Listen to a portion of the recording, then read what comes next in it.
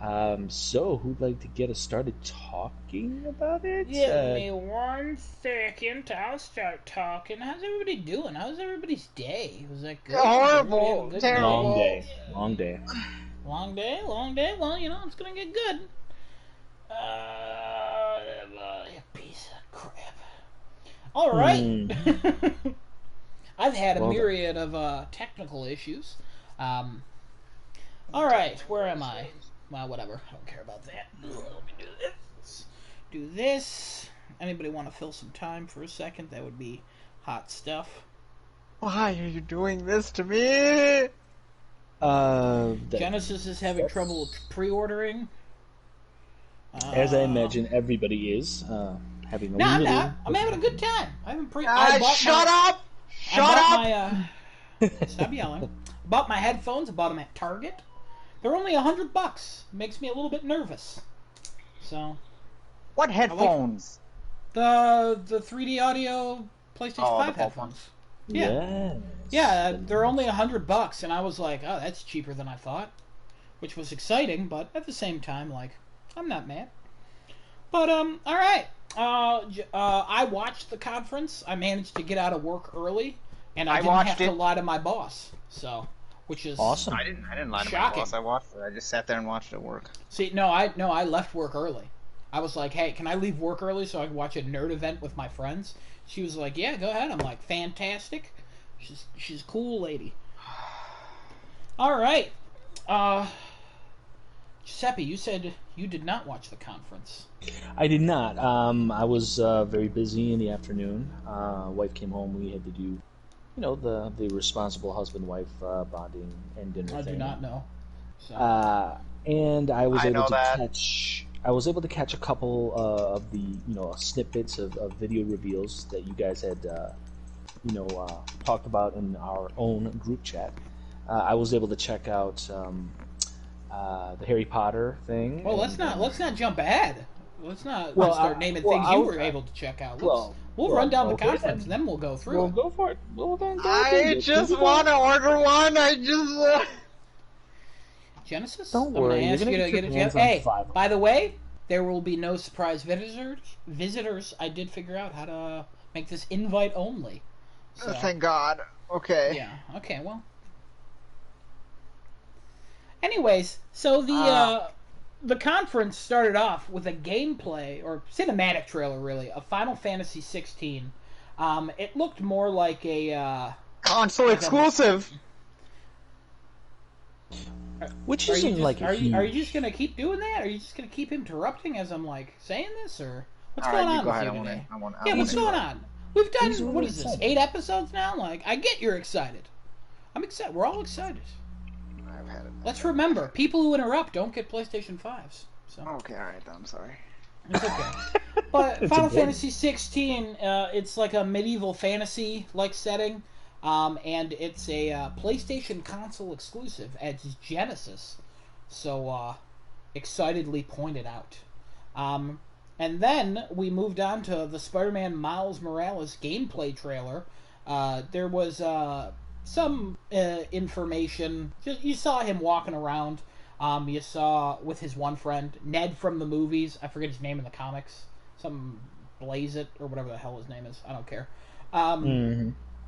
And then you get to see the Tinkerer as the villain. And then some gameplay, a whole bridge section, the electricity. It looks really pretty. It looks really good. And it was all captured on a PS5. Found out later after the conference, also coming to PS4, also a launch title. So, yeah. Hmm. And then Somebody Harry called Potter. that. Well, we'll get there. And then Harry Potter Hogwarts Legacy announced. It's been that rumored Harry Potter game. It's Warner Brothers Avalanche Studios. It's like, I don't know when it showed like things in the late 1800s and stuff. It's not coming to PS5 until 2021, but in the trailer it also did not say any consoles on it. So it could be coming to current gen, or I honestly don't know. So, and then we saw some Call of Duty Black Ops Cold War campaign gameplay. It looked like what the Fast and Furious game should have been, especially on the on the airport. It was on a runway mostly. Okay, all right. It looked cool, but it also looked kind of flat. It looked like Call of Duty. Right, And right. then Yeah. we saw another Resident Evil Village gameplay trailer. Nothing notable here. I'm not really a Resident Evil fan, but nothing I saw that was notable. I don't know if Genesis Did you they saw anything that was notable about that, or if you can About speak the on. about the COD thing, or Okay, we're gonna move on. We'll come back to that Yeah, because we'll move Genesis on. is not paying attention. So we'll Right. get back Okay, to that. we'll move on. Moving on. And Moving on. then the new Deathloop gameplay trailer that was shown again, as we've learned earlier this year, that it was delayed until Q2 of 2021. We actually knew it was delayed to 2021. Now we know it's Q2 of 2021. And then Devil May Cry 5 Special Edition. All new things. There's like a turbo mode. It's like 1.2 times the speed. Playable Virgil. They've talked about how it's like a 120 frames per second, but you could have a like focused on performance, like 30 frames, but 4K or 1080 and 60 frames, and then Genesis should be excited about that. yeah, there's all like different that a lot. things. And then they're also introducing a new difficulty, the legendary Dark Knight, which is not Batman related, disappointingly. And then Oddsworld Soulstorm gameplay trailer again, similar to the June event that was here. Looks like Oddsworld. I mean, I don't really play that, so I don't know too much about it. That was never my deal. That was never my bag. It's got a fan base. Clearly, they keep making them, so good for them. Sure. And then there was a Five Nights at Freddy's game, Security Breach. It was a well-made trailer. It was a very pretty, like, moving through a facility. I can care less. So serious. That's not for me, but I'm sure Serious. it's for someone. And then Demon Souls. There was some gameplay. A lot of complaints that it looked too easy, but in the area they're at, that's actually normally what it looks like. Because those enemies are one-hit kills, and then the boss kills you. That's how you kind of learn the game. So you saw the signature "You Died" screen, which was cool. The game looks very pretty. The loading screens are basically non-existent when you go through the smoke. It almost makes you question why they even put the smoke there. I guess it was more of an aesthetic thing. And then Fortnite gameplay was revealed. It was about 45 seconds, if that. It was on Unreal Engine 4. It looked pretty, looked like Fortnite. It'll be available on PS5 at launch. And then the PlayStation Plus collection was revealed. That's a bunch of games coming to PlayStation Plus only on PlayStation 5. It's like a new feature for Plus. It includes like God of War, Bloodborne, Monster Hunter World, Final Fantasy 15, Fallout 4, Mortal Kombat X, Uncharted 4, Ratchet & Clank, Days Gone, Until Dawn, Detroit Become Human, Battlefield 1, Infamous Second Son, Batman Arkham Knight, The Last Guardian, The Last of Us, Persona 5, and Resident Evil 7 Biohazard. So if you skip PS4 and you jump into PS5 with a PlayStation Plus subscription, you're going to have a good time. You got a bunch of games collection. there. That's a great collection of games, actually.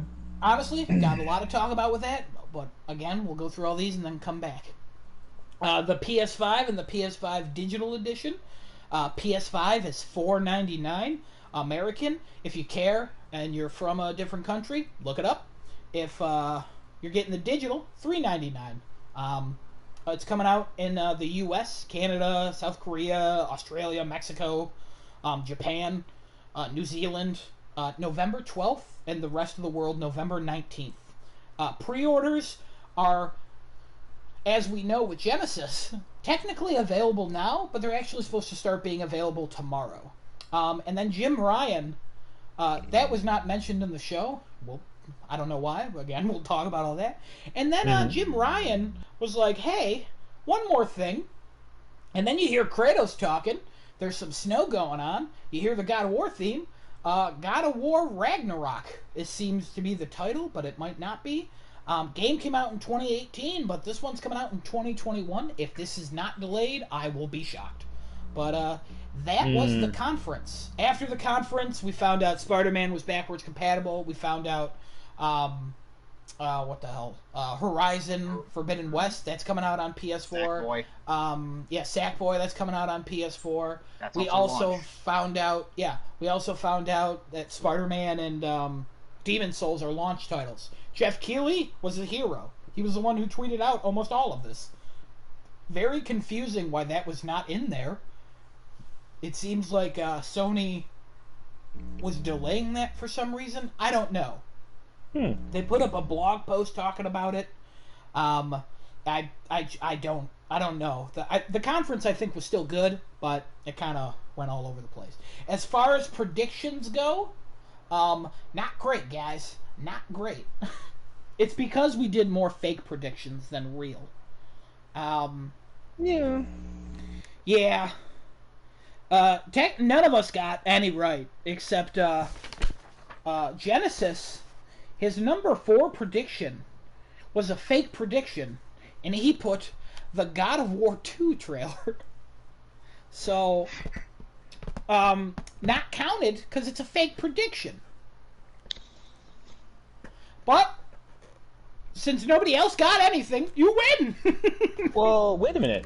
I called the Miles Morales Spider-Man. I called that. You did say after show. You're correct. Yeah. But Yeah. you talked about And Miles that it would be Morales, and then available. you said PS4 after show. So you did. Yeah, you got a point there too. I called that. And that was a And real I- prediction. That was a real prediction. So I won. Yeah, only no, that- you win. Yeah. And not only that, but I had basically called that when the Miles Morales trailer first unveiled way back when, because nothing about that trailer looked anything more dynamic than everything that looked so great for the Spider-Man on PS4. I'm like, Yeah, we'll get into let's that just do because there are things in that trailer that can't be done on PS4. well, So- yeah, but you know what? Guess what? It's all going to be there. It's all going to be there. It's going to be fine. It's just not going to look as pretty, but I'm telling you, for the titles that are going to be available for both the cross compatibility, well, not cross compatibility, but they're available for both systems. It's just intriguing to me to see, like, once the actual visual comparisons get thrown up on the internet, just to see the nuanced differences, because you could be running Miles Morales or the New Horizon on a PS4 Pro with a high-end TV, and then you could very well have similar, if not maybe diminishing returns for a PS5 running the same thing on a not so high-end TV. Because I don't know, it'll be an intriguing comparison to see the two different screenshots, but I have a very strong suspicion that it's not going to be a huge difference in visual fidelity. It'll probably translate more into like the functionality thing, the whole super fast load times, and you don't have to deal with any kind of delay for fast traveling or what have you. That will probably be the one significant difference between the PS4s and the PS5 version of those games. Yeah, I agree. Lighting will be significantly different. Hair should be better. It's the little things that should be better, and I'm excited for that. So, all right, boys, how do you want to do this? How do you want to jump into this? Can we get a little bit more? Because I'm very intrigued. I've always been a Final Fantasy guy, and you say that it was a medieval Final Fantasy, which they kind of play off different styles of medieval-esque. Some go high tech, some go steampunk, some go like Super Lords of the Ringsian kind of like fantasy with magic and stuff. What is what? Is there anything else about what they showed on 16 that makes it unique from previous entries? Like, did they mention like any characters or? No, it's all brand new stuff. I can take the segue for that for Final Fantasy 16. Oh, 100%. That's why I looked at you. I don't know. It's all different characters. Although they did mention something about the crystals. They said the crystals have brought this future upon us. Okay. I'm not sure if it's continuing from something from either 15 or 13. It's definitely has no connection with any of the previous ones before 13. Well, usually they don't. I mean, this whole No. concept of them, like for instance, like the 13 series, that's a recent phenomenon where Square's been trying to make like proper sequels. But generally speaking, the Final Fantasy games have been kind of like the Zelda games. They're all self-contained fictions that don't have any kind of cross interplay other than maybe some nuanced things like Moogles and Chocobos and magic systems. Chocobos are there. They're all white now. Apparently, they're not yellow anymore. All of them? For the ones that we saw in the trailer, they're all white. It seems that we go through a couple of time skips in the game, as far as I've seen. The gameplay is very reminiscent of 15. Okay. Although the summons are all there. Shiva, Behemoth, those were the two big ones they showed. There was another one and I can't remember its name. Behemoth or Bahamut? I'm sorry, Bahamut. I apologize. Yeah. Okay. Shiva and Bahamut are both there. There was like two more and I don't remember their names because I don't recognize them. I'm sure if you've seen them, you'd be like, yeah, I know which ones those are. I'll have to look it up. The main character looks boy or girl? It's a guy. Okay. It looks intriguing. It's kind of a cross between like Cloud and Noctis, looks wise. Okay. And then what else? What is it? Graphics look good, fantastic. Honestly, for that being a console exclusive, it's only going to be on PlayStation 5 and PC. So those are the only two. I'm sure it's alpha.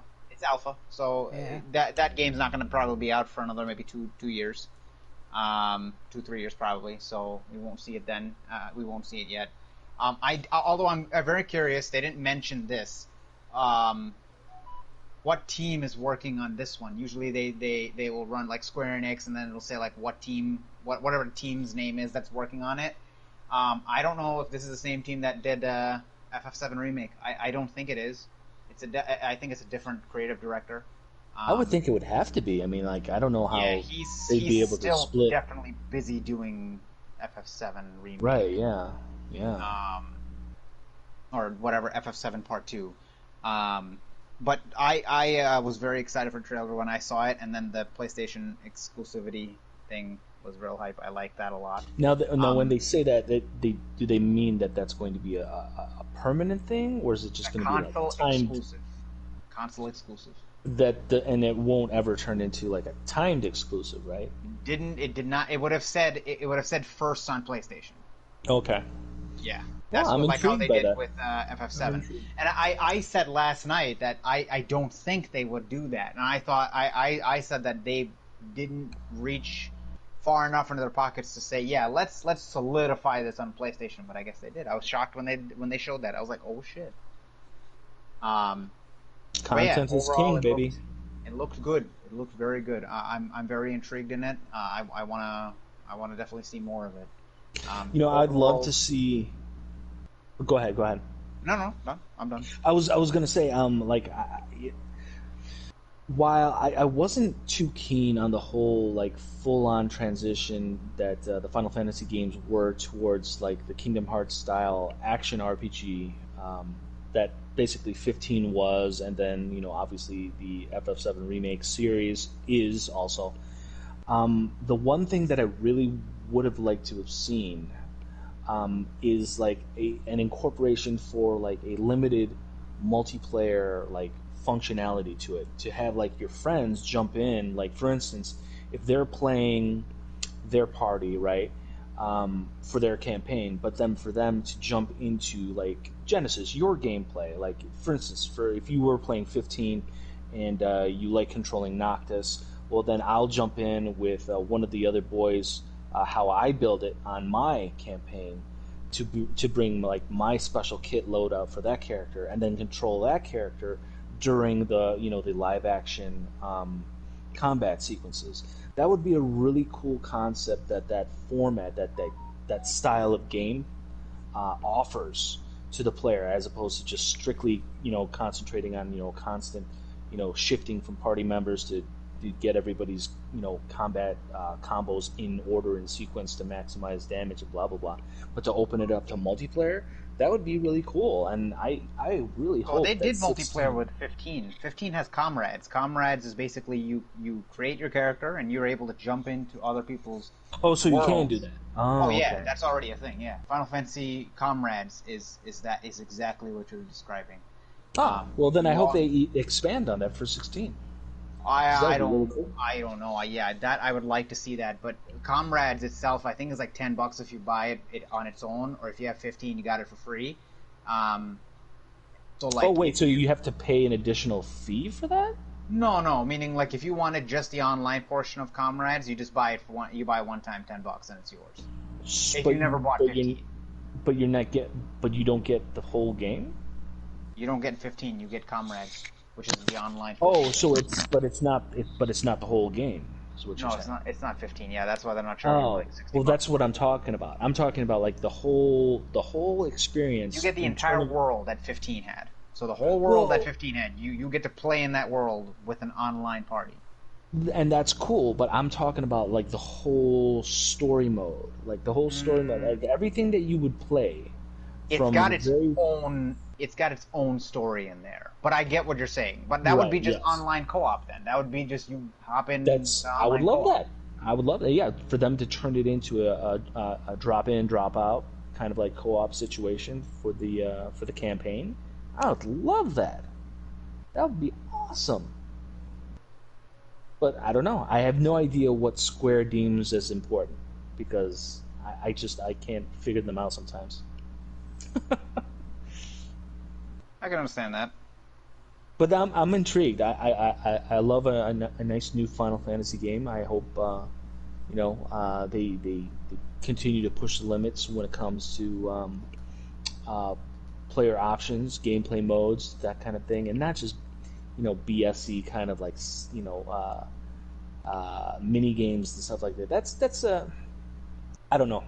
That's just a trivial distraction. I don't understand why they love their mini games, but I would really love to see them.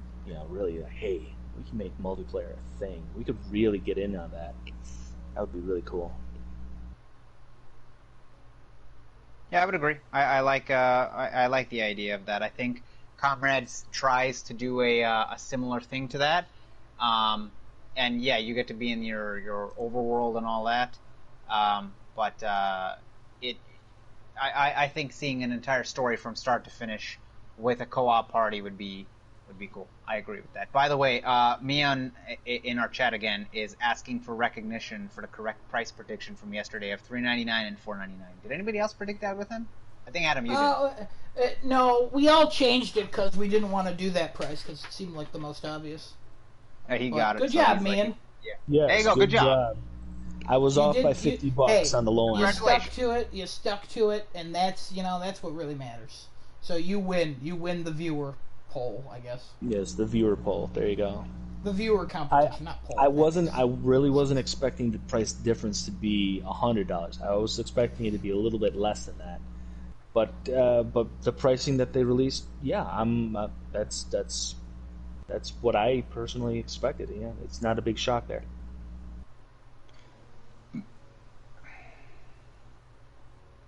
It's interesting. Yeah, I was expecting the $50 difference, but I think it really could have went either way. Yeah. Apparently, Mian's got a PlayStation 5 pre-order from Target. Hey, there you go. Good for you. Congratulations. I had the option to get it on Target. I didn't want it on Target though, so I chose not to. Yeah, I don't support that company. Well, I bought the headphones from there. I just didn't want the actual PlayStation. That's all right. Because for some reason, I feel like those are going to go out of stock on Amazon real quick. I don't know why. They might. Yeah. We shall see. Very much so. All right. Well, what else was a standout for either of you two gentlemen? I kind of jumped in there with Final Fantasy. Oh, Spider-Man. Spider-Man definitely was. I like Which Spider-Man. Was right next. Yeah, right next. Yeah, Spider-Man. Spider-Man looked amazing. It looked real good. How many people were in that that little market area, and like, oh my god, it looks so beautiful. The combat itself just looked just pristine. I loved all the way everything moved. I was like, oh my god, this looks amazing. Was it that much better than, Spider-Man Prime?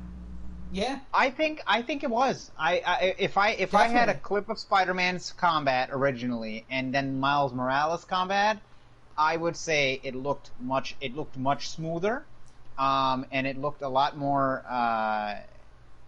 What's the word I'm looking for? Not hands-on. What's another word I'm looking for? Dynamic. Like you have more. Yeah, that's it. There you go. It looked more dynamic. Yes. Okay.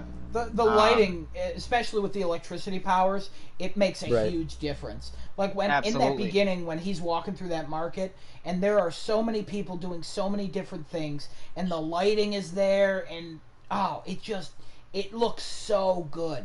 It just And that was looks just so engine. good. And that was just engine gameplay. It wasn't like a cutscene. Nope. Yeah, Engine just gameplay. you, Correct. you were Cool. controlling the character, and he was walking. Cool. So, that looks really good. The music when you fought as Spider-Man, it had that trap bass.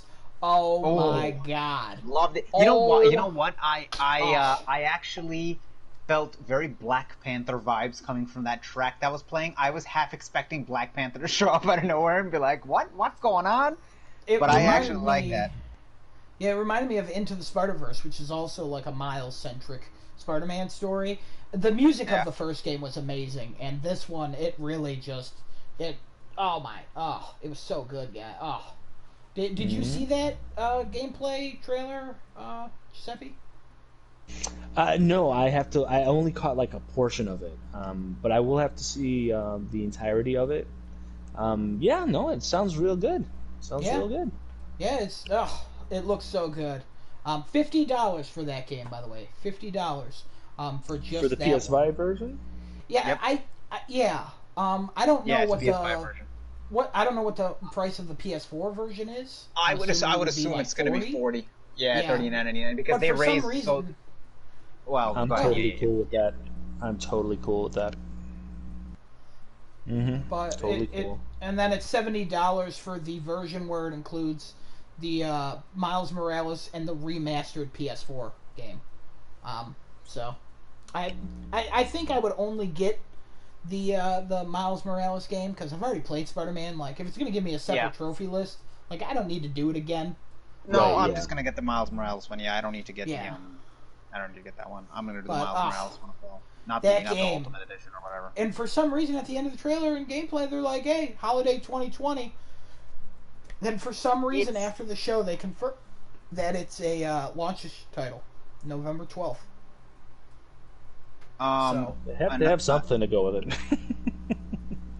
Well, the other thing too, besides that game being $50, the other games that are also, I think they specifically said that any Sony or PlayStation Studios game is $70. That's the price that you're gonna see. So like Demon Souls, 70. Oh dear. Here we go. What is it? Hang on, I have a list over here. What's that?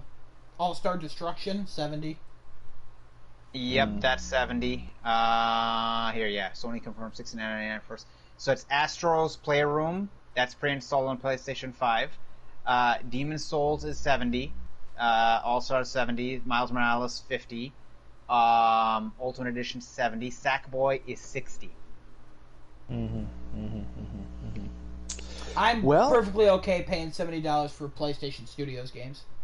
Yeah, I'm good with that. I'm perfectly okay waiting for the inevitable price drop, which will happen at a faster rate now that they're pushing a higher price point at launch. So, in a way, I'm kind of okay with it too. But they're going to lose their day one buys and week one buys, their weekend one buys. Those numbers are going to take a hit. I don't think by that much. I don't think so either. There are people who are just signing up regardless. Yeah, they'll sign up regardless, but it will be a hit. Like, they will take a hit on it. It will not be a thing, especially at the onset, for sure. Because this is the thing. In the very recent history when it comes to game launches, regardless of how quality the game is, whether it's a disastrous situation like a Fallout 76 or like a Battlefront 2, or even better games like that. Price drops, especially for the big holiday releases, they are inevitable, and they happen much, much sooner than they ever have before in history. And the market is aware of that. And for the consumers out there that are sensitive to the $10 price hike in brand new games, which apparently this new console generation is going to establish, it's going to be up to the market to push back against it. If you're really that sensitive about it, well, guess what? There's going to be a lot of other games, probably at much thriftier prices for quality entertainment. And you know what? You can go ahead and take it easy on that first week for everybody else, and don't give in to FOMO. Spend what you're comfortable about spending, but also bear in mind that these are just games, and nobody needs games. People play games for entertainment and enjoyment. And if you're stressed out about spending too much money about it, then you should not stress yourself out about it, because there are other options out there, and you can, again, vote with your wallet, and you could send a message to Sony and everyone else and say, you know what? I appreciate you putting that game out at full price, but guess what? I don't feel comfortable paying that price. I can go ahead and wait, because I know I will eventually get it, and I'll get it at a much better price. And there you go.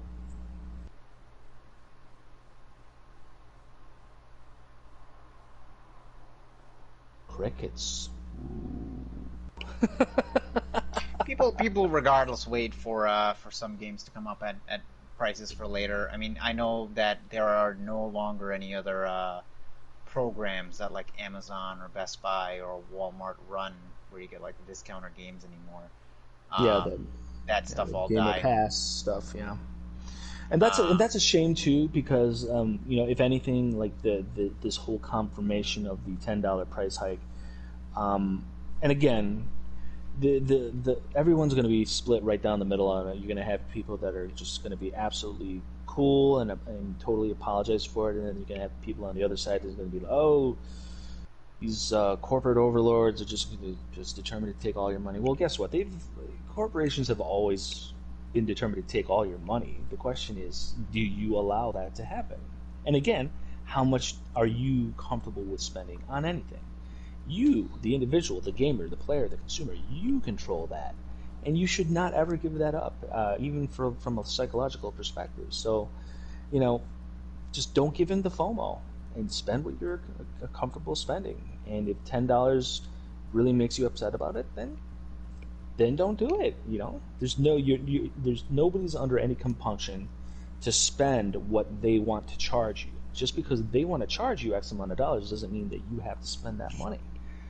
You have a lot more control than you think, and you don't have to get things on day one. Just saying, that's going to be a new paradigm shift that some gamers out there may have to accept. Oh, I'm thinking of the times of how everything is too. People are going to accept that regardless, no matter what, how their money situation is for a lot of different people. But, well, there's a lot of weak-willed people out there. There's a lot of weak-minded people out there, and there's a lot of people that fall prey. Those same people are the same ones who, even though they can't afford an iPhone 11 or iPhone 12, they'll go out and go stand in line for an iPhone 12 because they can miss their rent payment and go buy. Oh, sure. Well, that's another thing too. And then there's also people out there that are also susceptible to the predatory monetization, like the online gambling mechanics, the Ultimate Team Passes, the game packs, and all that stuff. And again, those companies are not under any compunction to kind of do any kind of ethical thing regarding that. But this is where the ESRB needs to step up and say, hey, look, we need to be a little bit more transparent with the rating systems for some of these software titles, because if these mechanics are in there and younger kids can get a hold of mommy and daddy's credit card, link it to their account, and they can drain the coffers on the newest FIFA, well, that's something that now the business ought to, at the very minimum, needs to put those kind of warnings into play. And it's not surprise mechanics. Ooh, LOL surprise dolls. No. It's really, really bad economic policy that leads to a lot of really horrible stories from families that find credit cards maxed out, and it's just there's too many of those stories, and this isn't the moment to revisit them. But yes, it would be nice if we had a little bit better representation from the people that are already taking all of our money, but they want even more than that. But that's another thing.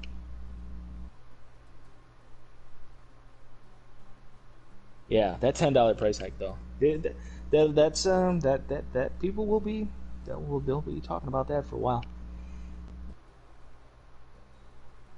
People are getting their emails for this prayer thing that back when the lottery was going on. Has there been any additional follow up on that, by the way? Yeah, they're getting their emails today. The people are posting that they've gotten their emails, and tomorrow morning at 10. Well, that's Pacific. What is 10 a.m. Pacific time to Eastern? 1. 1 o'clock. So 1 o'clock they'll be able to go on to a specific URL and order their PlayStation 5. And this would be through Sony Direct, right? Yeah. Yes. Yeah. Gotcha. Okay. Adam, did you get that? I did not. I just looked. Okay. Some people are getting it now. I don't know how they're sending the waves out, but anyway. Yeah. No, what are we up to now as far as the conference is going? So we've talked about Spider-Man. We've only done 2 games. We've only done Final Fantasy 16 and Spider-Man. So now we're up to Harry Potter Hogwarts Legacy, coming 2021. Yeah, let's talk about that. First of all, my wife is super excited about it, and she's like, "Yes, please!" at the end of that trailer. And I too am very much yes, please. It looks really. I'm really intrigued by it. I would love to know how in depth the RPG elements to it are. I do remember in that trailer them repeating choice multiple times throughout the narration of the trailer, and I hope that's actually true.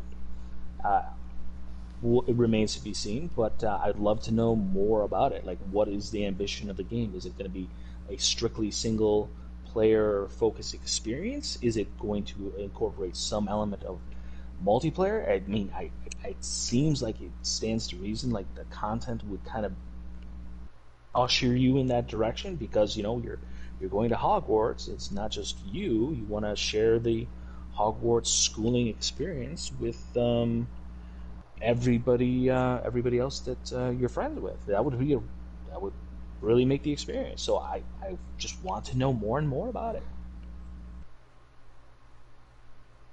From what I've seen in the trailer, or Adam, go ahead.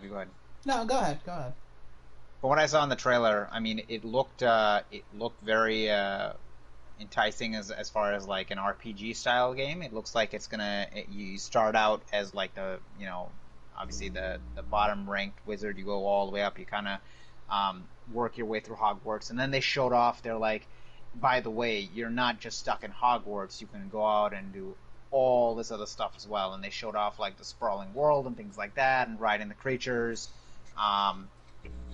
So it's definitely open world. As far as multiplayer, I would assume it's been multiplayer. I think that would make sense. Making it single player wouldn't make much sense. I mean, you and your buddies go out and into the world of Harry Potter, and you're going around and just learning all these new spells and riding these creatures and discovering all this new land. That would be a very enticing game, I think, especially for a lot of the Harry Potter fans, if they are doing it that way. This game right here, the Hogwarts Legacy game, it presents a very unique opportunity for the game developers to have some really fun things to do with splitting what a player can do from a single player experience to separate it from the multiplayer. Like, for instance, like all of like the school type stuff, I mean, there can be some elements that you can work in a team with, but then the whole concept of like studying, learning your potions, learning your spells, practicing your spells, like those can be like fun little game mechanics that would focus on the single player. So like it would give you time to like kind of like do a little leveling, a little level grinding, or that version of it for whatever that game would be for yourself. So by the time that everybody else jumps on, you're like, hey, I'm leveled up, ready to go, and you can like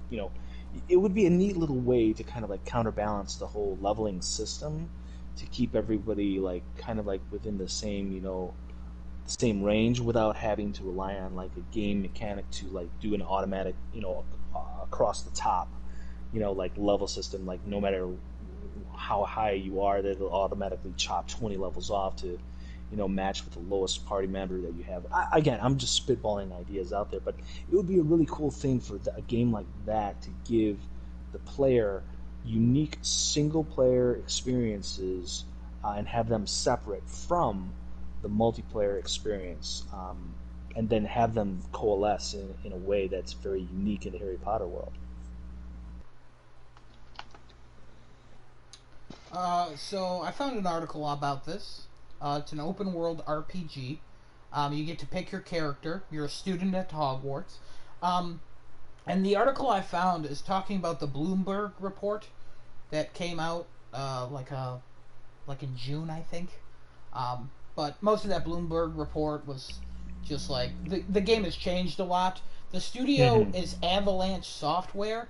Not the people who made Rage 2, that's Avalanche Studios. These are the people who made Disney Infinity games. And then their latest game is 2017's Cars 3, Driven to Win. So, they've made games. I don't know how well the Disney Infinity games were reviewed, but there was another company, another software company that was attached when the credits rolled in the beginning of that trailer. That my wife noticed at the beginning, and she noticed that as the same software company that does that the Harry Potter mobile game that is particularly bad with its monetization in terms of like. Oh, yeah, this will be monetized to hell. Oh, it will, of course. Guaranteed. Obviously will. Yeah. Which is a shame, but hey, whatever. But this is the new norm. There's also a little paragraph I want to read to you guys in this article. Again, this is from the inverse.com. The paragraph is: the official website for Hogwarts Legacy confirms that the game will come to PC, PS4, PS5, Xbox One, and Xbox Series X. The next-gen versions were leaked in the aforementioned Bloomberg report, confirms that the game is in development for PS5 and Xbox Series X, and it sounds like the game will be exclusive to next-gen consoles. What did that paragraph mean? I guess they were wrong in originally saying that it was going to be only exclusive and it's going to come to all now? Okay. The way that paragraph is written, terrible. Yes. Inverse.com, check your stuff. Yes. But it might be proper language, but I'm too dumb. So I've read that like 3 times while you guys were talking. I was like, what the hell? There's no plans for it to come to Switch or Stadia. I don't think anybody on Stadia cares, because I don't think there's anybody on Stadia. And the Correct. people on Switch, they'll probably want it eventually, and Nintendo will be like, no. So, but I have no. I've only seen 2.5 of the Harry Potter movies, the first 2 and the second half of the last movie, or the second to last movie. Don't ask. It's just one day I will sit down and watch them all, but I don't know. This game looked like a wizard game, and that's all I got. So, well, it definitely accomplished, a pretty significant goal there. Because if it didn't look like a wizard game, then we'd really have some problems. Hey, that's a good point. There was no guns. It didn't look like Fast and Furious. Speaking of Fast and Furious, we'll move on. Call of Duty Black Ops, that Cold War campaign, we already talked about this. If PS4 players will get an exclusive access to the Cold War multiplayer alpha on September 18th. So this Saturday, I believe, right? Yeah, Saturday. Wait, no. Friday. Friday's the 18th. Come on, guys. Anybody have really anything to say about Call of Duty? No, I don't care. No. Call it trash. Okay. Whatever. Call it trash. We're gonna skip the next game because we already know Giuseppe's opinions on Resident Evil.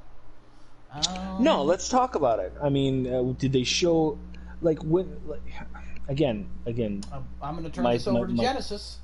Yeah, Genesis. So, Again, do they show anything that brings back actual Resident Evil to it, or is it just more just another generic horror story that they're gonna? Because again, for me, Resident Evil is not a generic horror story that's just an ultimate creep factor in the way that they basically fashioned the entirety of 7.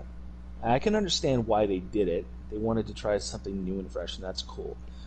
They could have still done all that stuff, but incorporate more of the elements of the Resident Evil. Because this is the thing, a Resident Evil game, yes, while it gives you this whole creep factor, and you don't know what your opposition really is, and it's not about killing every enemy that's on the screen. You have to be tactical with your item maintenance. You have to pick and choose when to fight, when to flee. Yeah.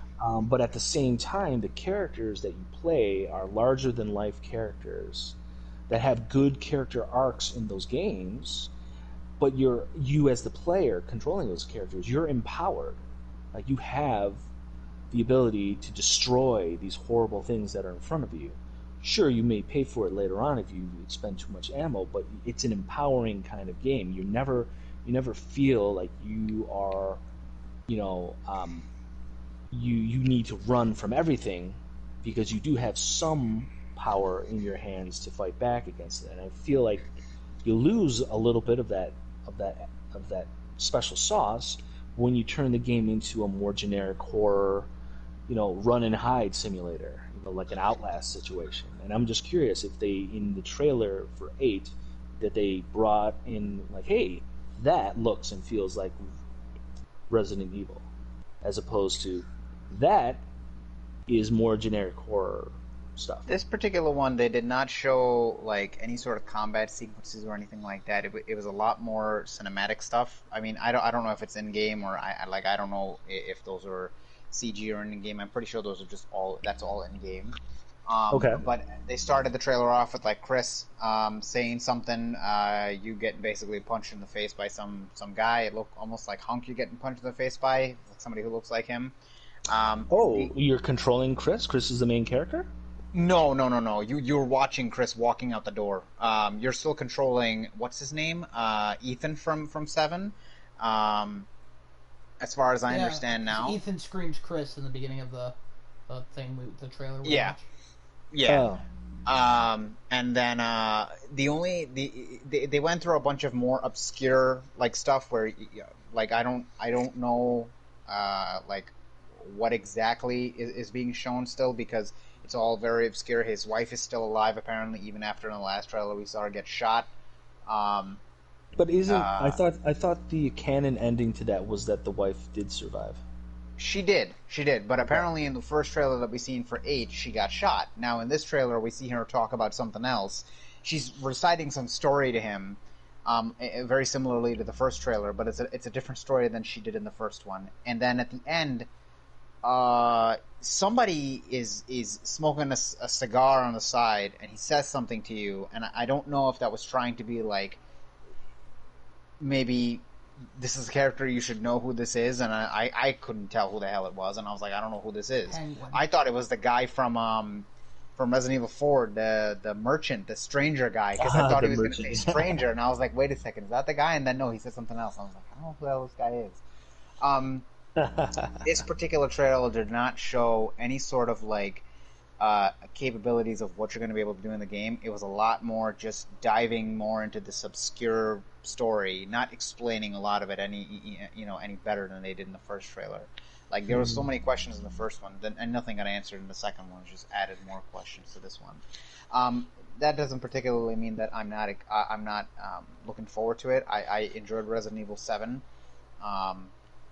Much like I did the Resident Evil 2 remake and Resident Evil 6 and 5 and all the other ones. I understand. Wait, you enjoyed 6? Oh, meaning like the game itself, not like actually like, oh, this was a good game. I mean, after 5, played 6, I was like, okay. 7 was a good departure from 6, though, definitely.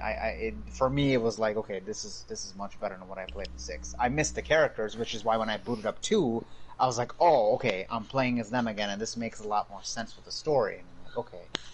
But I don't have a very big opinion on this game yet because I still don't understand what I'm looking at.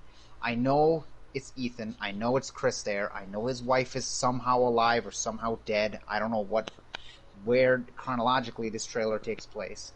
But so it sounds like Ethan is going to be the main character again for this game. Oh yeah, we're still going with Ethan. Why should anyone care about Ethan? I'm just curious again. Could you give me a reason why I should care?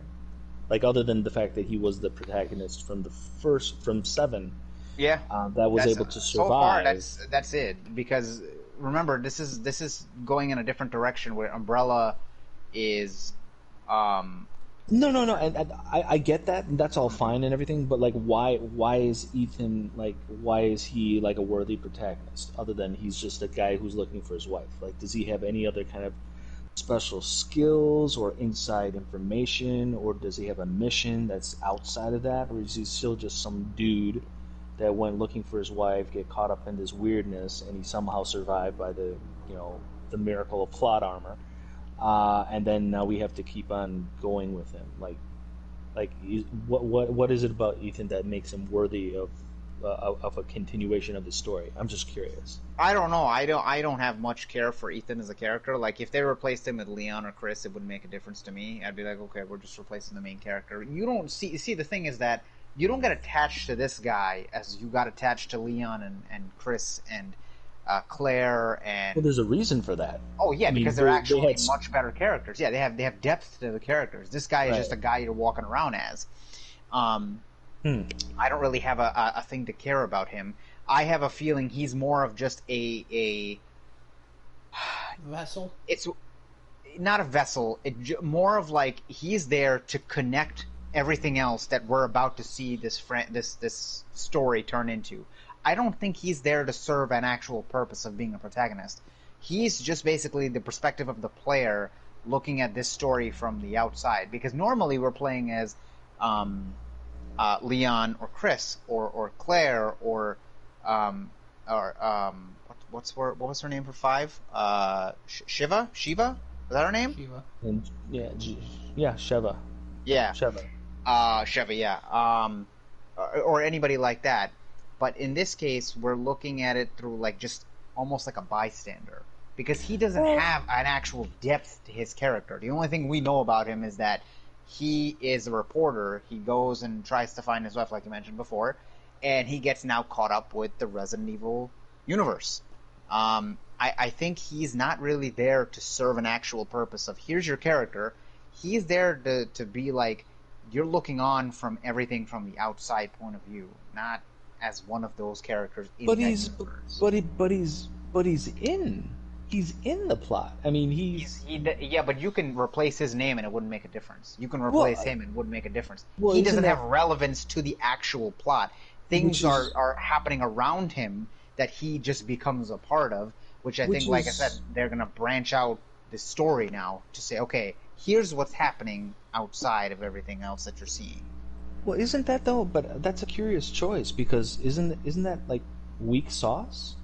I mean, I think they're going for a different approach, and again, I could be totally wrong. This is just me talking, but they're going for a different approach with. Well, obviously, rather than have you playing as the main character, let's put you as just Joe Schmo out on the side, and let's see how you react to the world that we put you in here.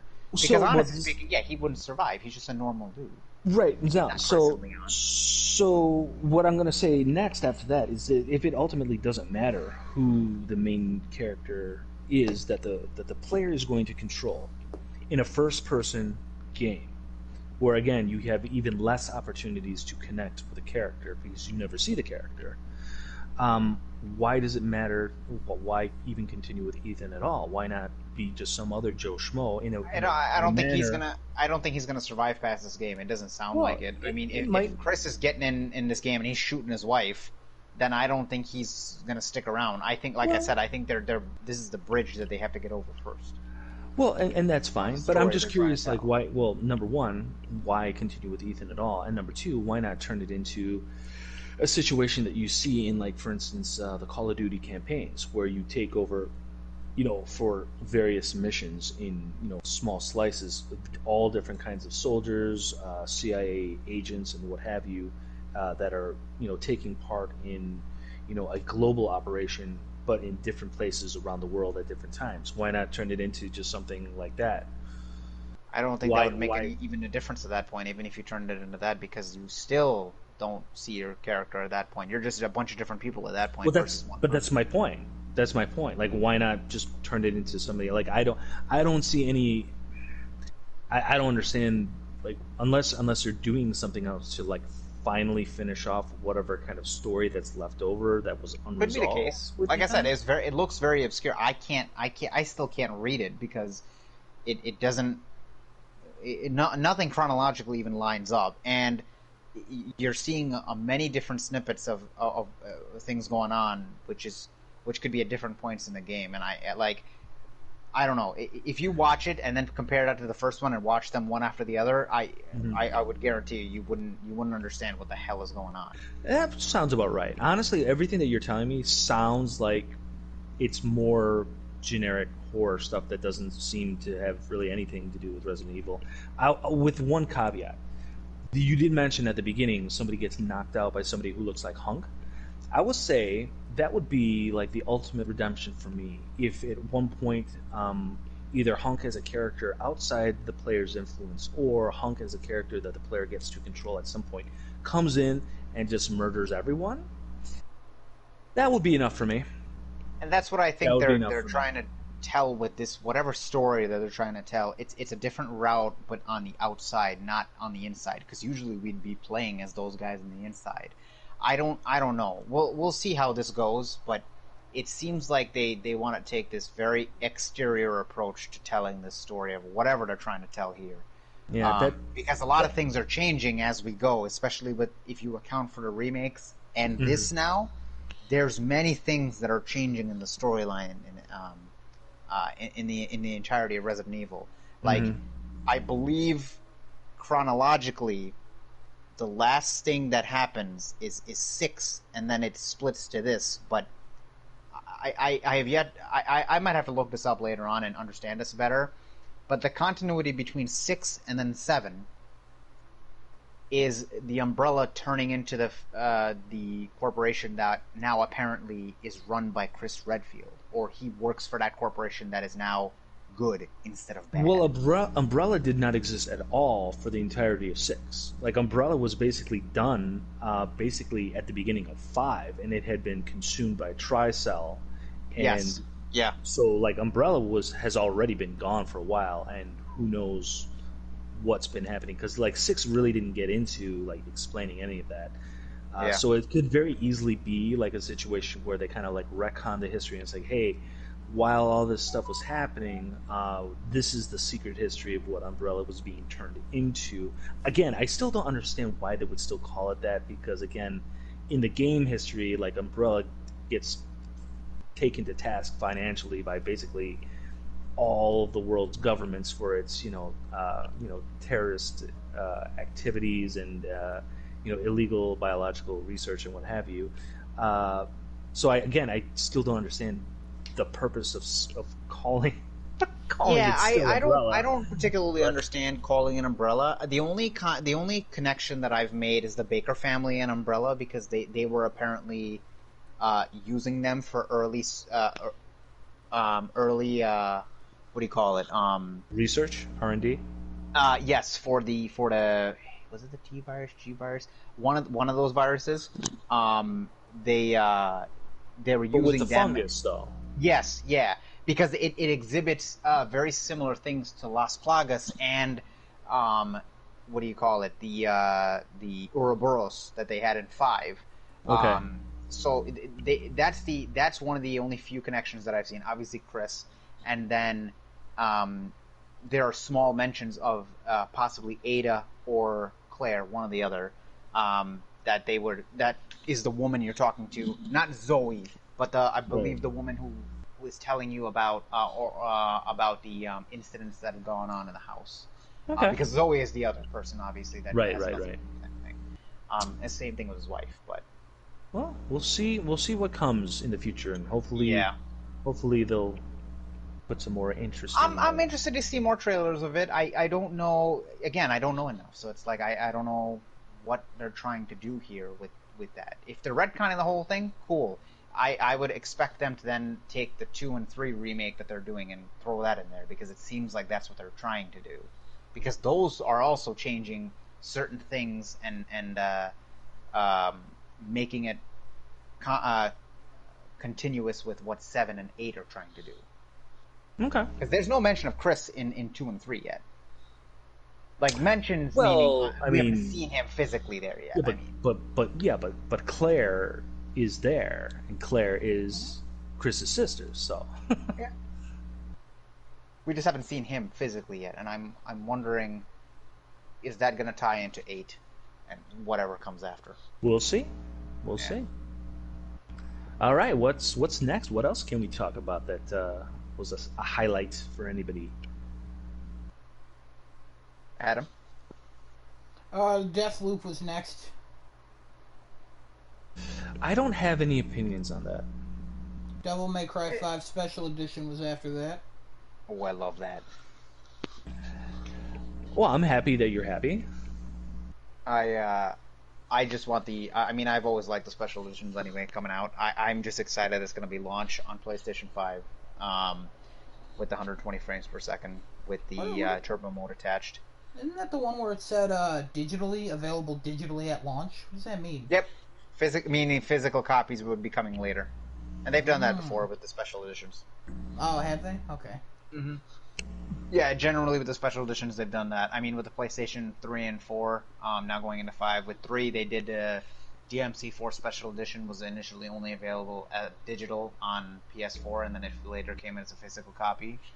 Now they're doing the same thing with 5. It looks good. It looks gorgeous. The fighting looks fantastic in it. The hack and slash gameplay looks great, just like it always does. Now it looks even better with the 120 frames per second. And it's basically what people have been asking Capcom for. Capcom's literally just writing, letters to people saying, "Here's what you want. Give us the next thing that you want now." And it's like, okay, cool. Except for maybe Resident Evil, but that's it. All right.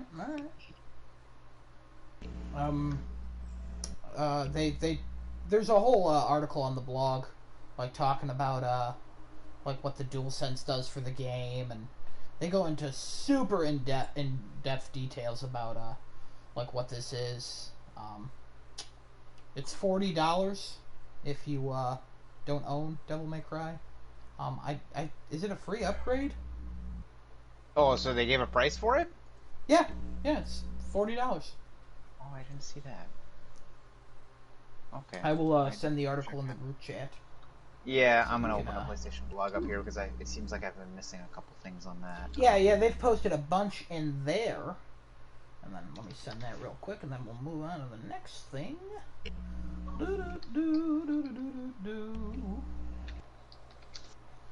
Oddworld, moving on. Five Nights, moving on. Demon Souls. Anybody see anything about that?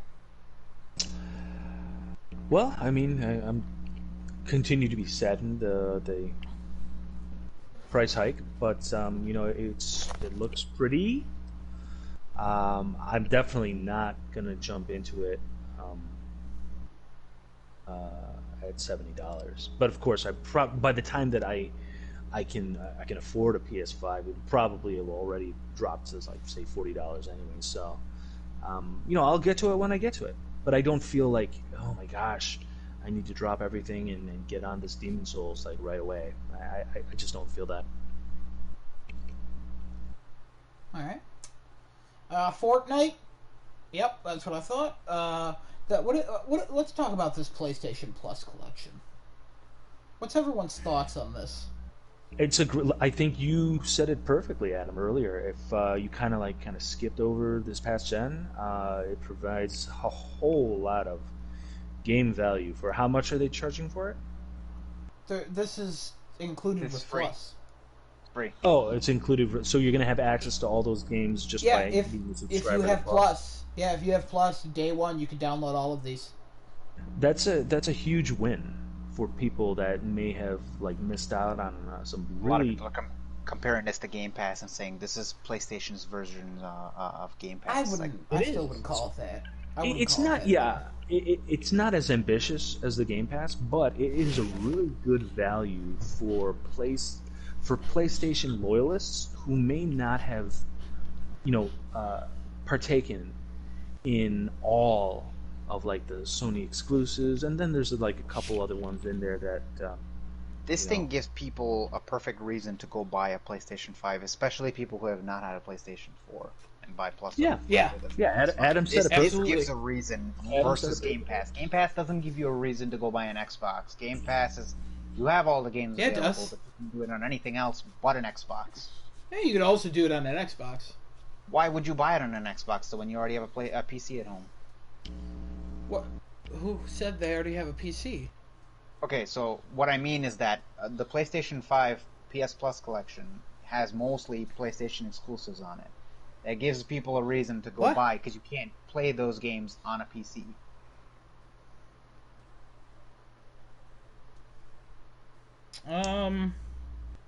Yeah, it has Last of Us, it has Days Gone, it has...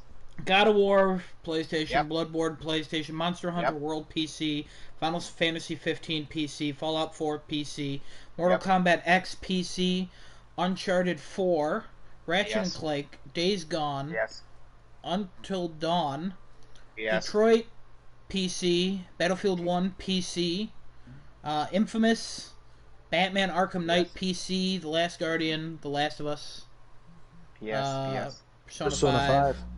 Resident Evil 7. Persona 5, Persona 5 is not on PC, right? No, that's on PlayStation. Right.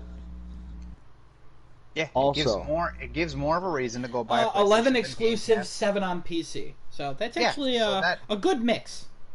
Yeah, that gives more of a reason to go have somebody buy a PlayStation than Games Pass says to go buy an Xbox. Because if you have any other console as well, except for PlayStation, you can play Game Pass.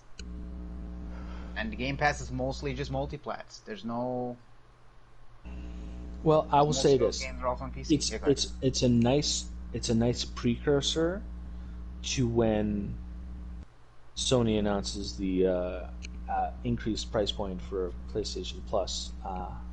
Eventually, didn't happen today, like I had predicted, but it will happen. No way. But it will happen, and they will announce it soon enough. But I think this is a good way to kind of like prime people. It's like, hey, look at all this extra value you're going to get out of your PlayStation Plus subscription. Well, you are going to pay a little extra for that added value because you don't get something for nothing. So I'm gonna give you one of the comments that Mian just wrote in the chat here. Oh, okay. Mian says some interesting intel I received from a friend who is at GameStop. Or who works at GameStop. They capped his store. Also, our sympathies to your friend. Oh yeah. For working at GameStop. Well, our sympathies. That same friend is also Desinoto's friend. So both of them know this person. No. Oh. Both of them know this person who works at GameStop. His store has a capped availability of pre-orders, so they are capped at 28 regular PS5s. And 6 digital PlayStation 5s. That is the cap that they are allowed to order. Yep. Interesting. Okay. That's an interesting from the front lines. Thank you, Mian. Always just want to remind everybody, Mian guessed the price correctly. So just want to throw that out there.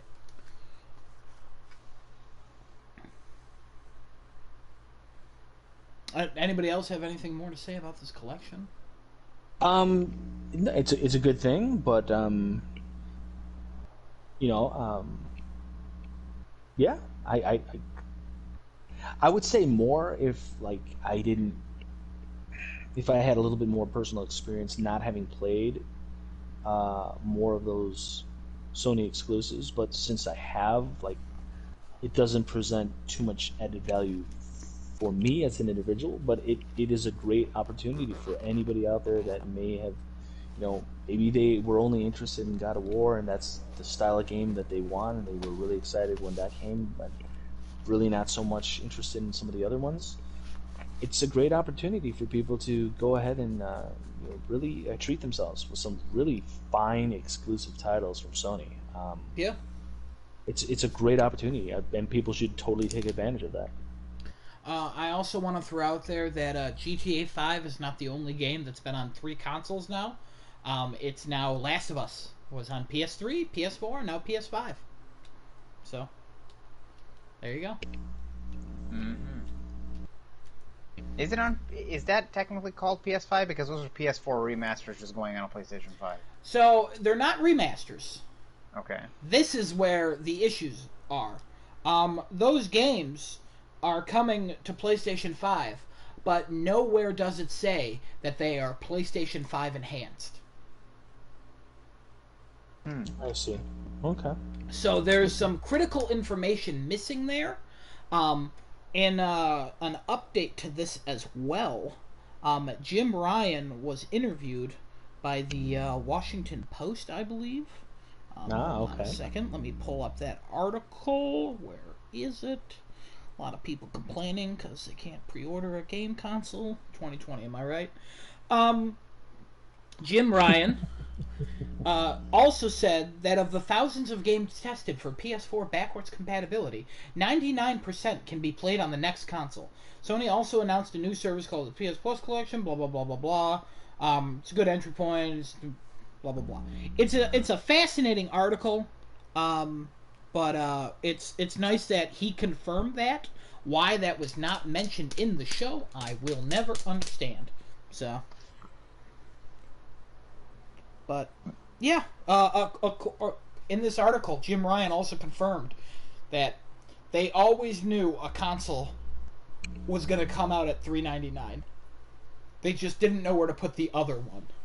But then he was like, we had the idea of $499 since the beginning of the year, but then they kind of went back and forth due to the pandemic, but then just stuck with their prices.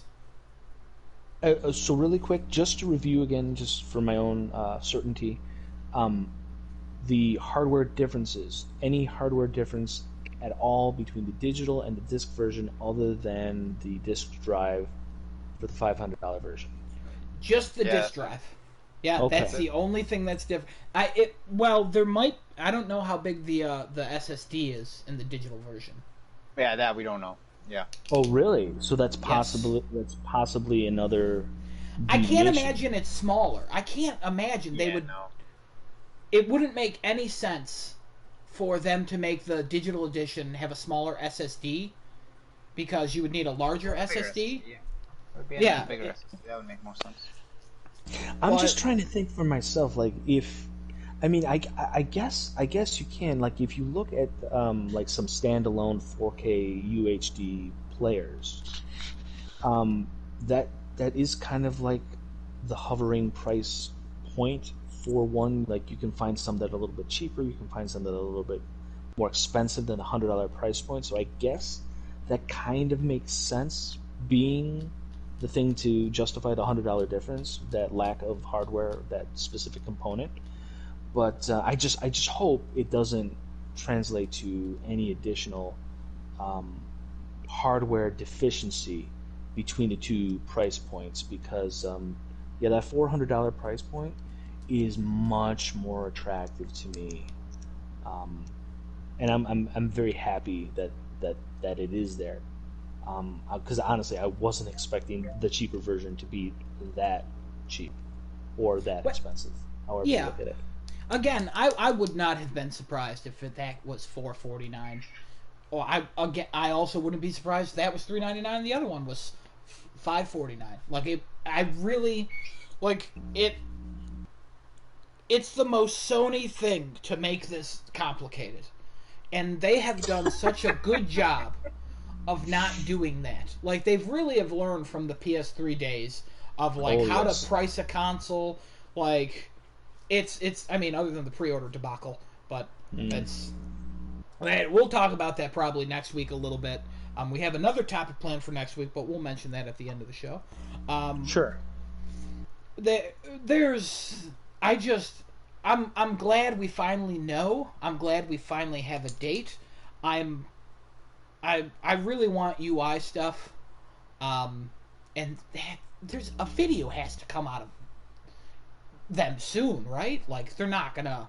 Like, I don't know. I really expected the UI to be there, but as the conference went on, I'm like, I don't think they're going to show it here.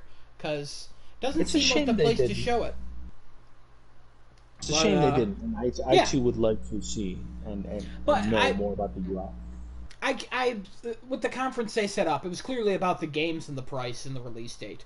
But at the same time, the release dates were not really there until after. And they were all, like, a lot of them were good news, so I don't understand why everyone wasn't like for Spider-Man. I don't know why it said holiday.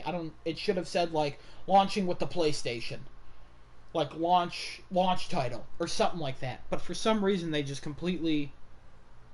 I don't know. They screwed something up there. I don't know what happened. It was a missed opportunity. Yeah, missed opportunity. But a lot of information has come out. But that Washington Post article with Jim Ryan, highly recommend. Because he talks about just expanding the PlayStation brand in general. Talks about their plans for like the PC ports. And we've talked about that, so it's just a good little talk. The next thing in the conference was the prices and release dates. I think we've talked enough about like the price and the release date. Pre-orders again officially open tomorrow. There's no time still. Xbox just put out a tweet about 20 minutes ago at this point, saying that, hey, don't forget Xbox pre-order the 22nd, and then in parentheses they put, don't worry, we'll tell you an exact time. Like, taking a little bit of taking a friendly shot, but we'll see if retailers betray Xbox as well on the 21st. So that'll be something to look forward to. Usually Microsoft is pretty good with that stuff because nobody is usually being crazy with them. So, but we'll see how that goes. And then I have to personally address Genesis with this. Genesis, yes. Are you listening? I'm listening. I'm here. I've been listening. I was 110% wrong. I said there is no way God of War 2 would be announced here. There's no way a follow-up would be shown.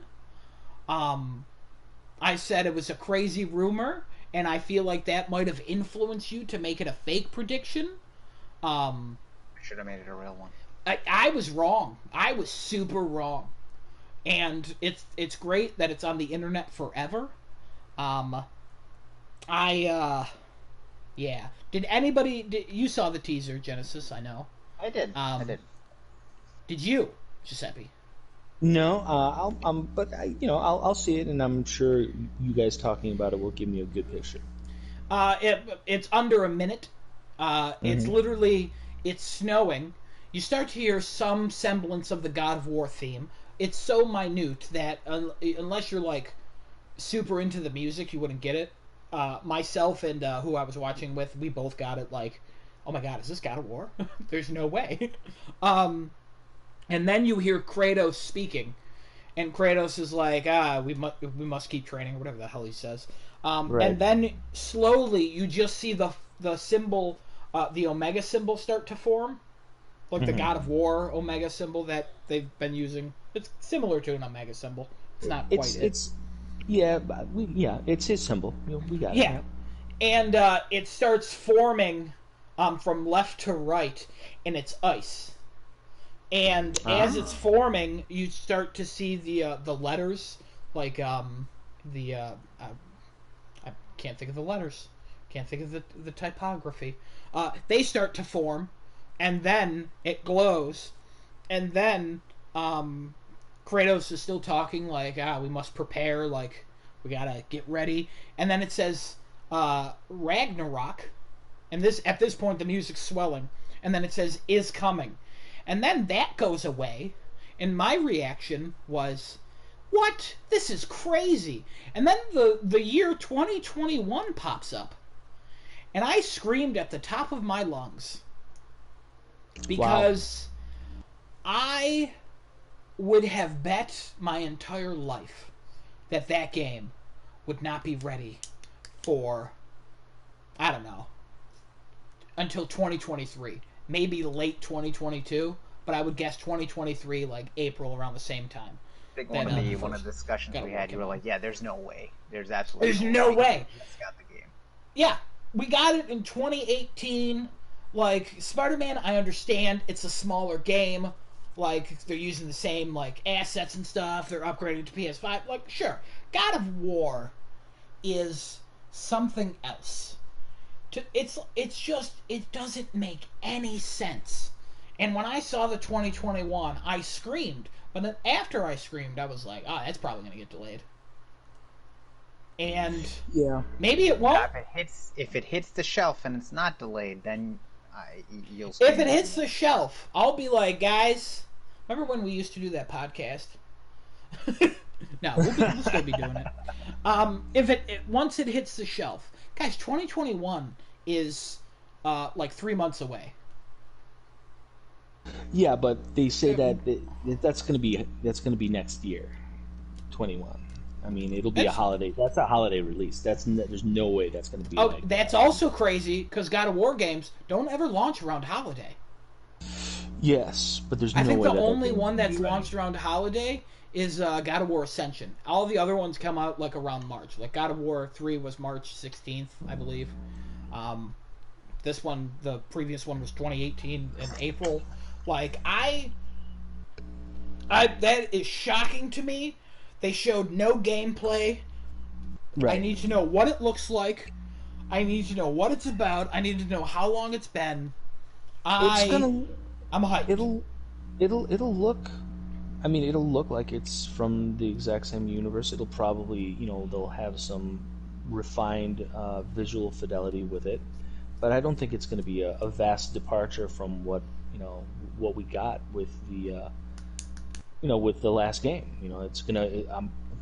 I probably bet the farm it's gonna have the same kind of combat perspective. It's gonna have the same kind of scale. They'll probably incorporate some new kind of skills and abilities, but it's still going to be bouncing back and forth between the blades and the axe, or perhaps they'll toss in a couple new weapons and maybe a couple new equipment abilities too. I hope they do, because that's another thing that's one thing that I could have done more with. A little bit more weapon variety to kind of just spruce up the gameplay, because you basically had the axe for just more just powerful attacks, and then you had the blades for more combo-rific speed combat. So it would be nice to see a little bit more diversity in that regard, but I think it's gonna I mean it'll look great.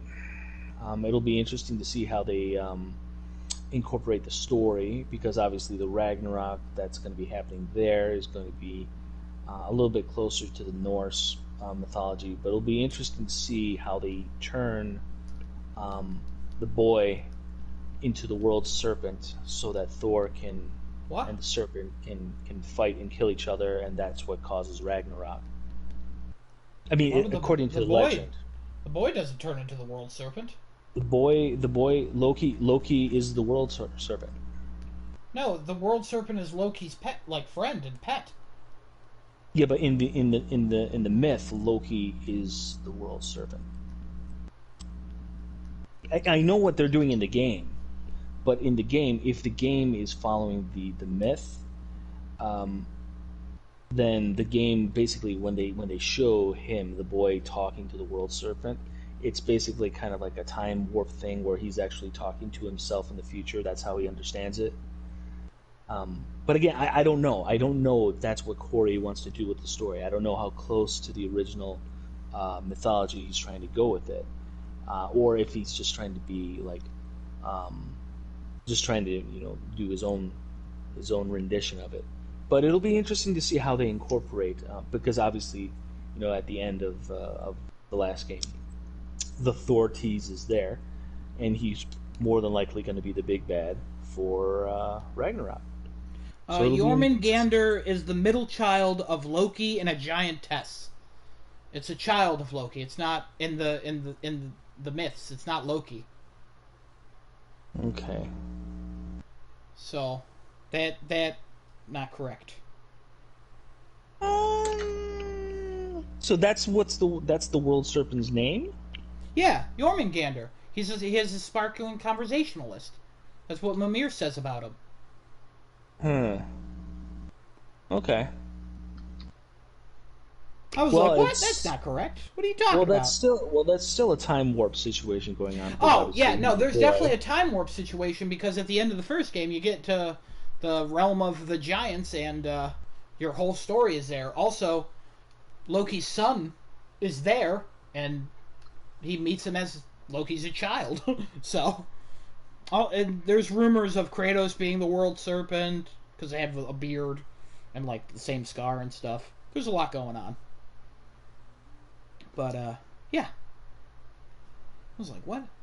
What are you talking about? I haven't read that myth, but that's thought I was losing my mind. But I don't know. I'm excited. Genesis, you have anything about it? I'm excited for it. All right. I'm excited for it. I don't know why I just got a text now.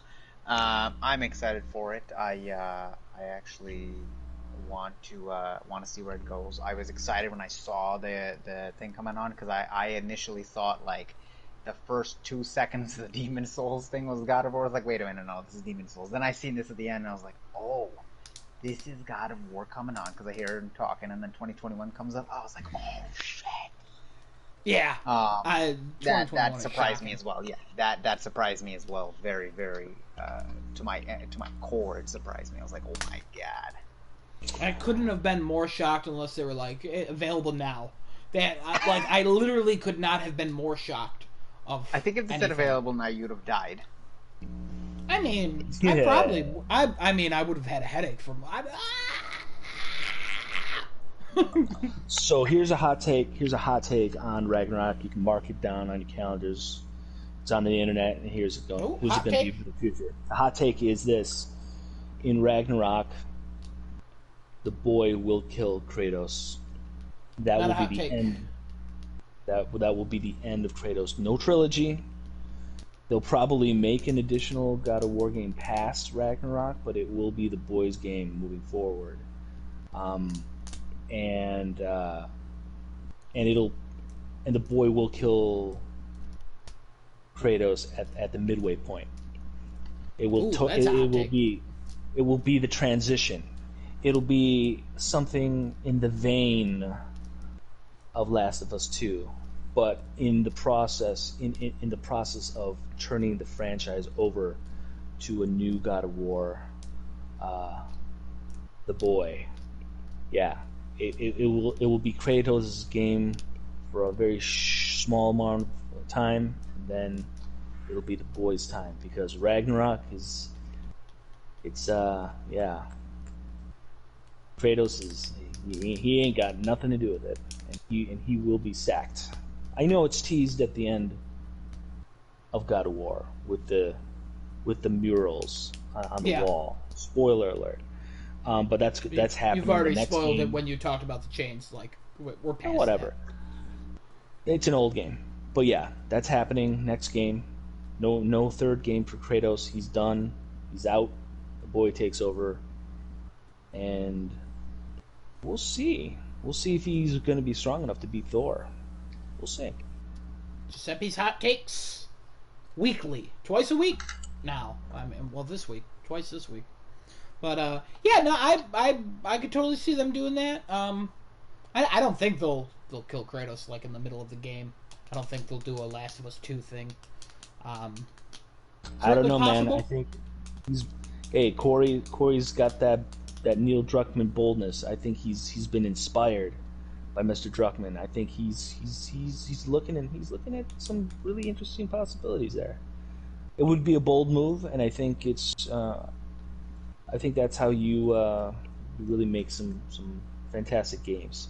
Boldness is the key. You won't win it all the time. Oh, okay. You won't win with boldness all the time. You'll fail. You'll fall flat on your face sometimes too. But that's how you get a real good chance at making something amazing. You got to risk it. Nothing ventured, nothing gained. All right, that's the end of the conference. Then that was gross. You're welcome. Yeah, it's the end of the conference. Anything? Anybody else? Any closing? Oh, do you guys want to give it a rating? 9 out of 10. It sounded good. I can't really give it a numerical rating. Yeah, what's confusing about this is you didn't watch it, and you knew we were doing this. It's fine. I mean, like, it was a 45-minute video presentation. Not everything that we talked about is the kind of things that I'd be interested in watching at all. I'm fine having discussed the bullet points of everything, and it all sounded good. I would say the only thing that would turn me off to this kind of presentation would be is if like they just release like a laundry list of details regarding games, releases, release dates, and price points that were just like all bad news. Like, oh, coming 2022, super expensive console.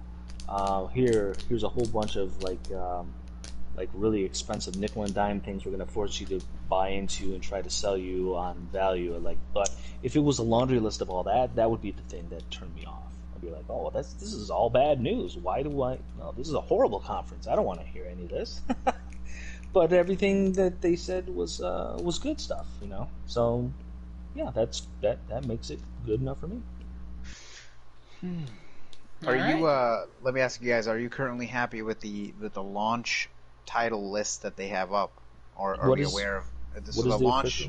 The official launch list is Assassin's Creed Valhalla, Astro's Playroom, Call of Duty, Demon's Souls, Destruction All Stars, Godfall, Sackboy, Big Adventure, Spider-Man Miles Morales, and Watch Dogs Legion. Oh, Legion's going to be available at launch. Yep. They didn't have anything. They didn't show anything of that this afternoon. No, Why would they want to show that piece of garbage? Okay, well, I'm just curious if it's going to be a launch title. Conference and that was enough there. It doesn't seem like any company is really taking marketing, trying to get marketing exclusives to that. Yeah, it seems it's just Ubisoft doing that. It's probably also a smart idea to just stay away from them, altogether if you can.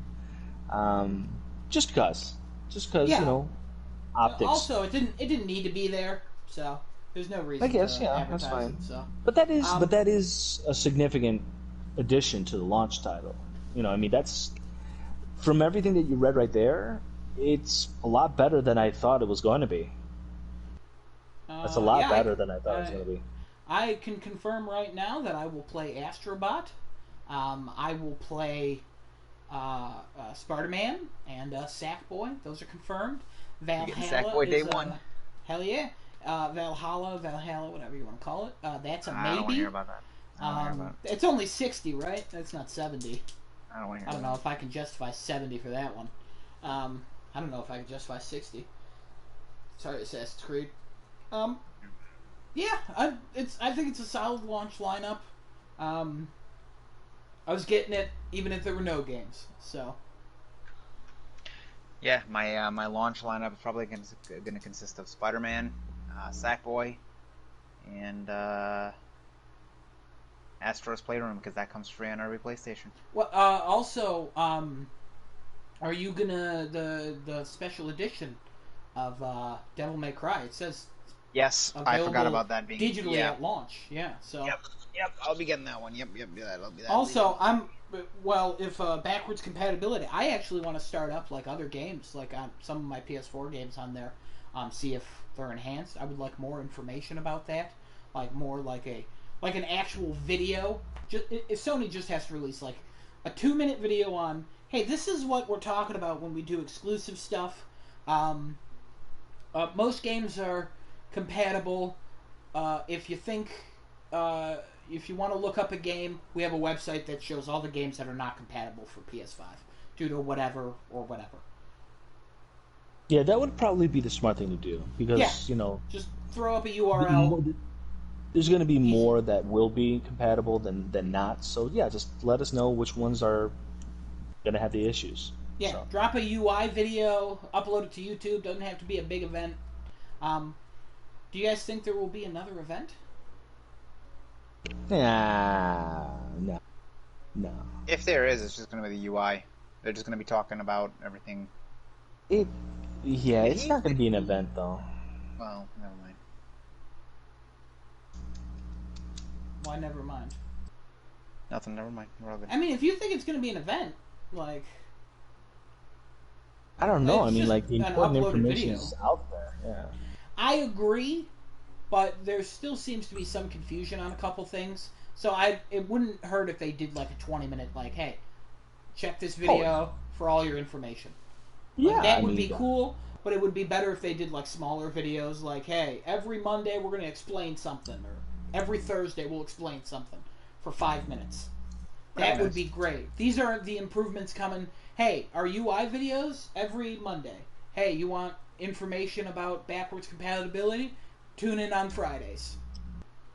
Like, we have PlayStation YouTube channels. We have a PlayStation All Access channel. We have a bunch of PlayStation certified channel partners. Like, just tune into these. Boom, boom, boom, boom, boom. That's the one thing Xbox, I think, is doing much better. Where they're like, hey, we got all these people doing all these things. You got all these people doing all these things, showing off nothing. Well, they're showing off the console. Like, for some reason, a lot of people had the case of the console, not the innards. And it's like... They've sent that out to a couple people. That's just free marketing for them. Yeah, I mean, like, cool, but at the same time, like, 12 YouTubers having a case, it's like, I don't care. It's weird. It's just weird. There's also nothing to play on that. But yeah, so, all right, Giuseppe, I say you talk about what we may talk about next week and close us out. So I think we hit everything.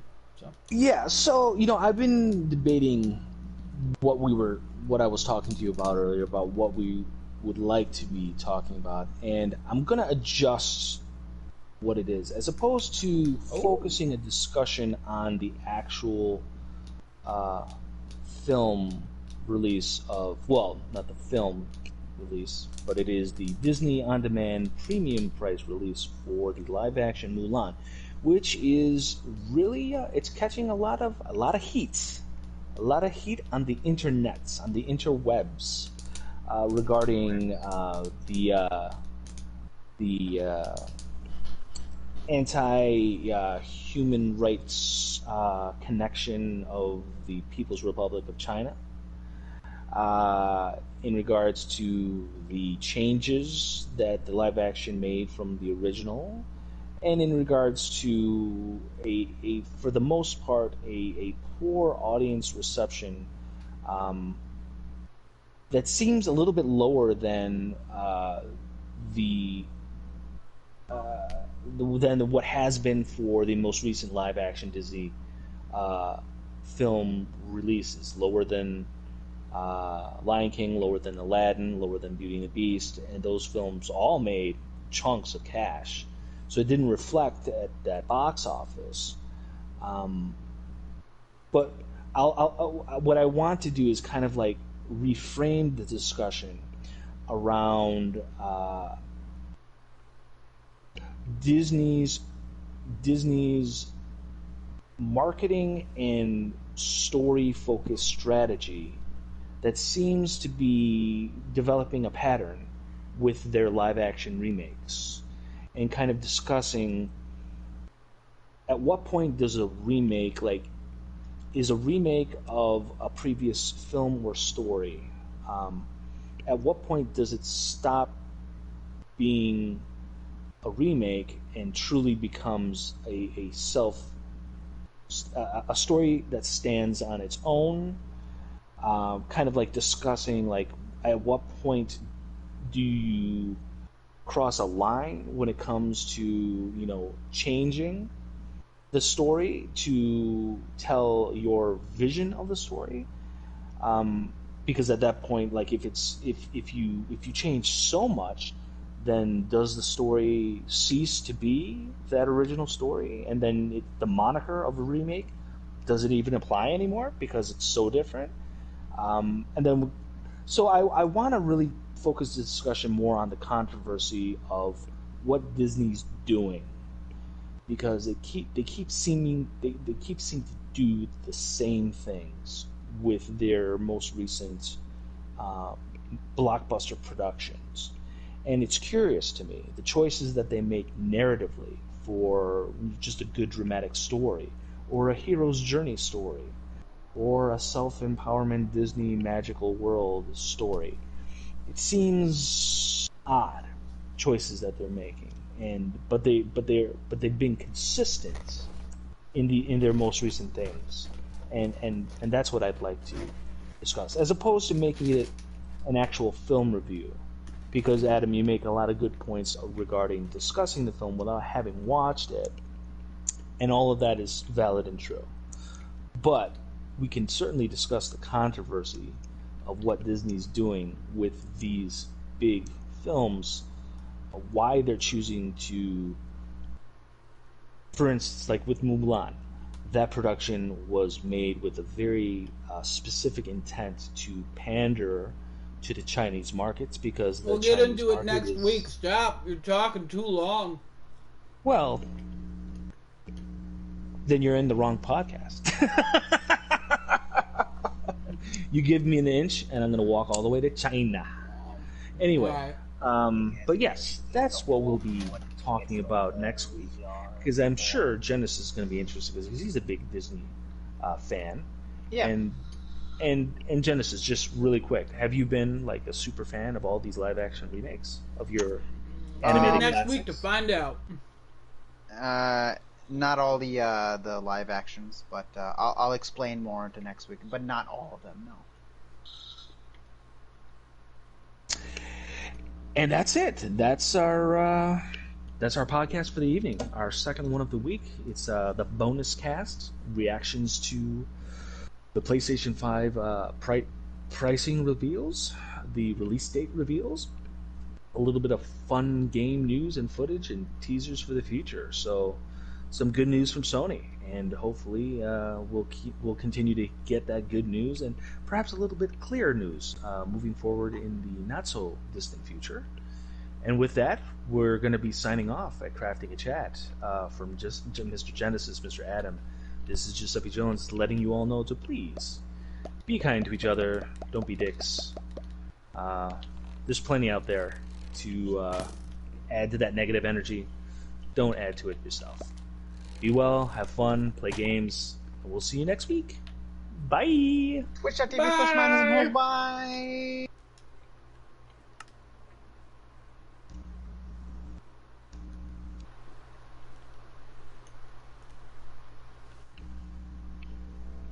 There you go. That's it.